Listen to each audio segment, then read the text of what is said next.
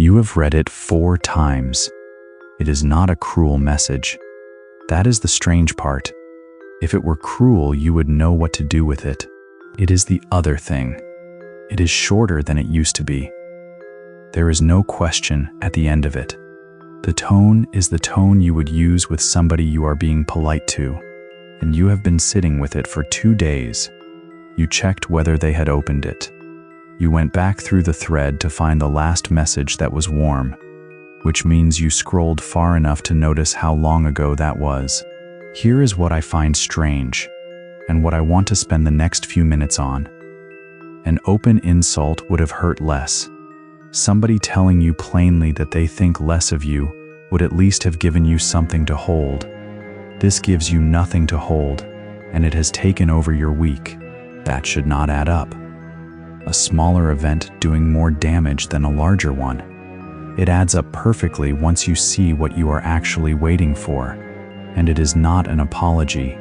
It is not even a conversation. There is a Greek who was born a slave and spent his life on exactly this problem. His first move is not comfort. It is an inventory. He wants to know which of the things in front of you are actually yours. Look at what you have been doing for 2 days. You reread the message.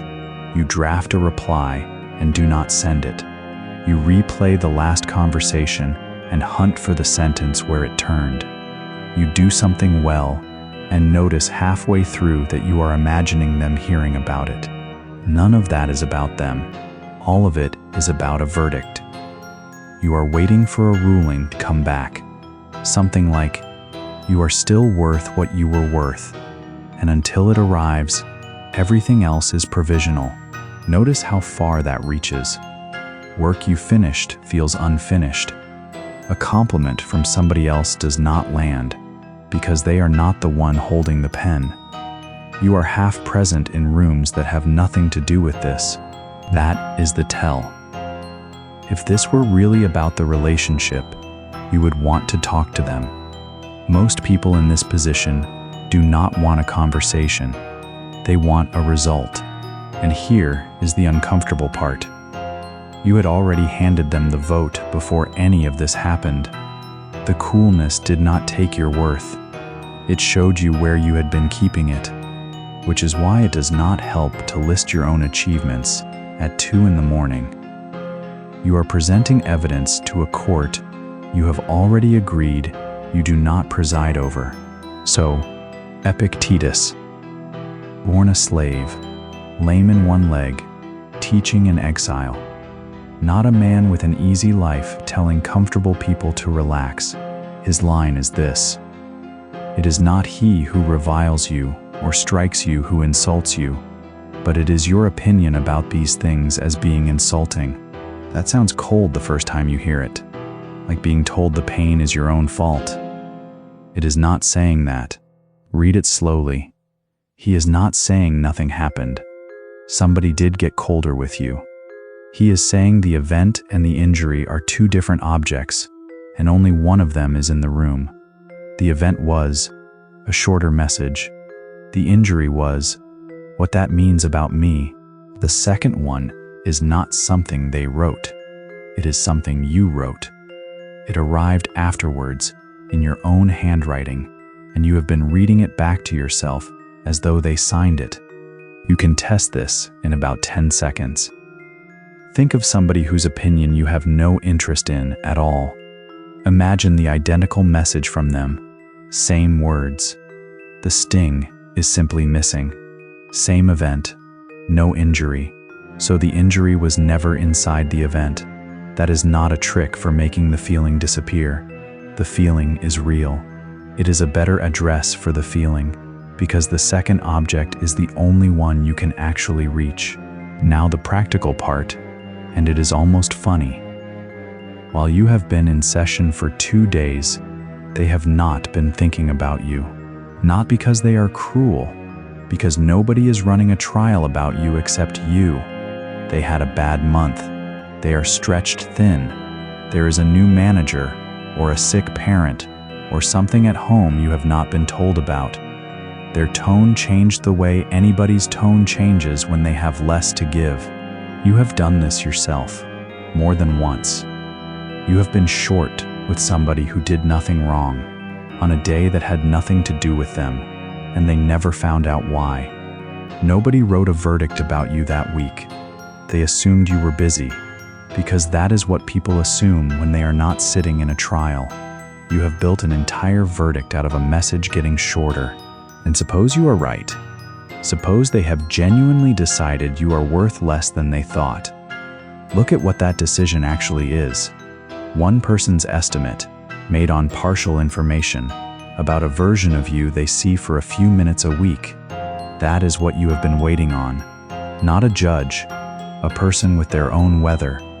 This is usually where advice says stop caring what people think.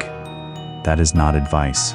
It is an instruction to feel differently, and nobody in history has managed that by being told. The Stoic move is smaller, and it works.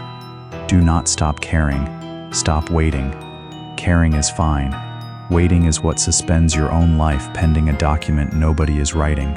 So what does the waiting take from you? The first cost is easy to see once you look for it. Your work bends. You start choosing the version of the job that will be noticed over the version that is good.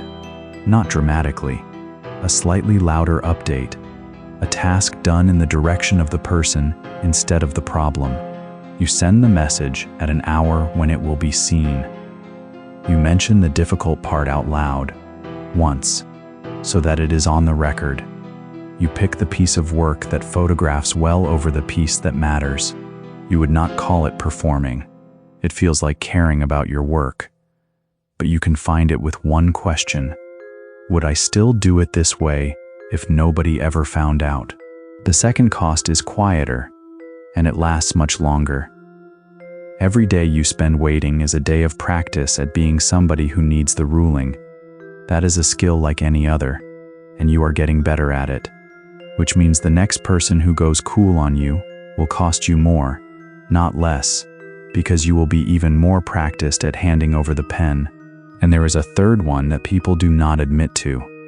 Resentment starts arriving, and it feels like strength. It is not. Resentment is the waiting continuing by other means. You are still organized around them. You have only changed which feeling you are using to stay there. That is why the way out is not thinking worse of them. Thinking worse of them keeps them in the chair. So here is the practice, and like everything that survives a real week, it is small. Before you check whether they have replied, finish one sentence about the thing you did. On its own terms, that was, deliver your own verdict first. Not a generous one, an accurate one. Sometimes the honest answer is that it was rushed, and that is useful, because now you know something they were never going to tell you anyway. Point is the order. Your ruling first, theirs second. In that order, their opinion arrives as information. In the other order, it arrives as a sentence. And for the bad days, Epictetus has a line I keep for exactly this. When somebody told him that a man had been speaking badly of him, he did not defend himself. He said, "The man did not know the rest of my faults, or he would not have mentioned these only." Look at what that does.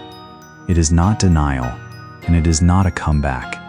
It is somebody who has already been through his own inventory, so there is nothing left in the room for anybody else to detonate.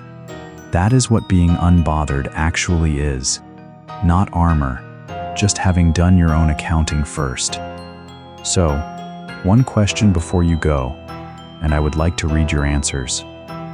Whose reply are you waiting for right now? And what have you put on hold until it arrives?